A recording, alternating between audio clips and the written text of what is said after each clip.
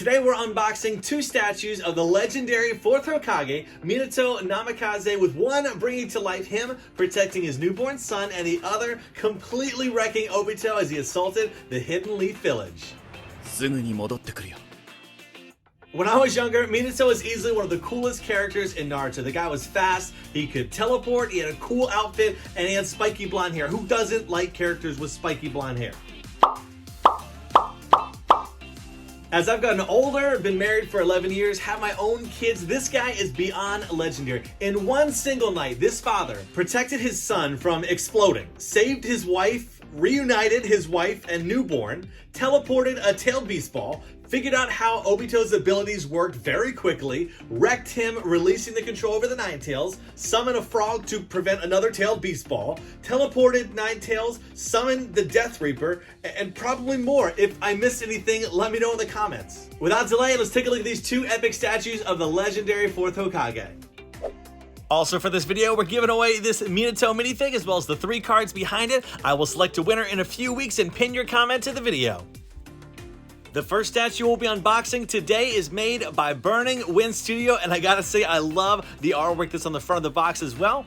This studio is no stranger to the channel. I've unboxed several pieces from them and I've loved every single one so far. Now this statue is going to be an artistic representation of the scene and episode, so we can see the pillow that baby Naruto will be sitting on.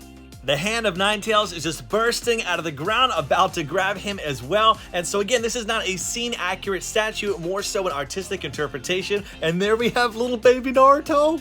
No joke, I've been wishing they made a statue of baby Naruto for a long time, so really cool they did that. Just like in the scene, they did sculpt these candles separate, so they're going to be surrounding him in a circular pattern. Burning Wind has always made these minimalist bases where there's not too much going on, but just enough to nod towards a character, scene, or moment. This may look like a standard tree trunk, but it is not. This is going to be supporting Minato as he's on top, so very, very important piece on the statue. And speaking of him, here is his main body that they have, a lot sculpted all together.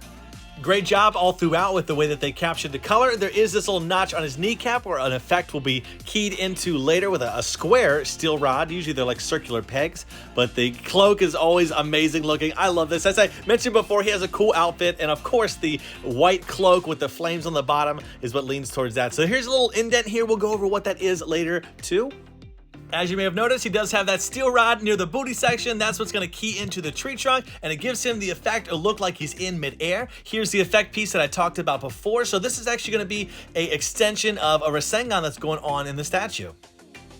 Both arms were sculpted separately. They're pretty basic looking. This one is holding one of those flying Rasen kunai that is key to his character. And then on the other side is a little bit different, so the hand is missing on this one. It still does magnetize to that shoulder socket section, or I guess the elbow technically. And for this one, the hand has a steel rod in it because it's supporting this large Rasengan piece that looks amazing, have the flowing pieces of chakra on the sides. We do have 2 little notches here where some extended pieces were sculpted separately that key in with tiny little rods. So that's what the full Rasengan piece does look like.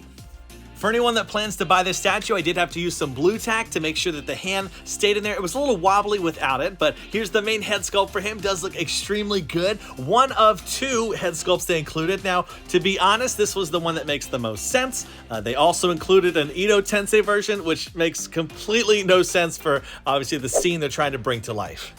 But hey, who am I to judge? If you like it, you like it. If you don't, you can stick the separate head that you're not going to use on this little mini bust that they included. Also is the edition size coin that is staple to the Burning Wind Studios. You can see the edition size on the bottom section here. I'm not really a coin guy, so this is probably going back in the box. But earlier we mentioned a little notch or groove on the cloak. Now for this one, it has this effect piece that it's supposed to go into. Now there's no magnet, no steel rod, so I'm probably gonna have to use some hot glue to put it into place. Hot glue will help it stay into place, but it won't damage or permanently put it into place. All around though, a gorgeous statue. Burning Wind does not disappoint, and one of the first we've ever seen, again, with a baby Naruto in the statue. So solid Minato choice all around if you're in the market for a piece that showcases him. All right, so the next statue, oh boy, you better get ready. So this is by Surge Studio, no stranger to the channel, one of my favorite unlicensed studios out there, and it is going to be of Minato versus Tobi, or Madara, or Obito, however you want to call it. I'm not trying to obviously do spoilers, but the show's been out for quite a while, but we'll see his amazing sculpt there. You can actually see the Sharingan in his eye. The giant Rasengan is coming down right on his back. The statue is brutal, savage, and it brings to life one of my favorite fights and moments in the entire series. Probably top 3, maybe top 5 fights. I've never actually sat down and ranked the fights for me, but really cool. So you can see his legs popping out of the back there as well. Over here is a blank spot where a separate effect piece is going to be installed, a very important one, and also a port for the AC adapter, because the statue does have some awesome LEDs. There's the Surge Studio logo as well. Really crazy that they sculpted that all together. A lot of pointy bits that could have broke, but thankfully none did for mine. But we have his hand sculpted separately, as well as those chains that are going on here. So I love the way that he fought or battled. I know it was really short-lived, but really cool the way that they brought it to life. And here's also the other one, a little bit shorter of a chain for this side. Thankfully, they're made of a very flexible material, so you can see them kind of boing and shake a little bit around. What the heck was that noise? But here he is all together with all of his main parts on, but really crazy cool look at how he's just getting obliterated by that Rasengan. The separate effect piece that I talked about before is this one, keys in with that steel rod, and most importantly, so it looks amazing. I love the color transitions up top. This is supposed to be Rasengan particle or effect pieces, but there's a magnet and a notch on top, extremely important for supporting Minato later. This bad boy just goes right in the back, and it does make the statue a bit taller, but very necessary for what we have going on here. I have never seen a statue like this before. We have the steel rod coming out of the hand, so as you can imagine, it's bringing to life that scene where he comes down on Obito with that Rasengan, and it's crazy how they did this. So an upside down character, it's just something I've never owned before in a statue. The magnet and notch here is how he'll connect to that top effect piece, but beautifully and gorgeously sculpted all around. There's the amazing cloak again. I think this cloak looks a little bit better than Burning Winds, but they're just two very different statues. A beautiful and perfect sculpt by Surge Studio.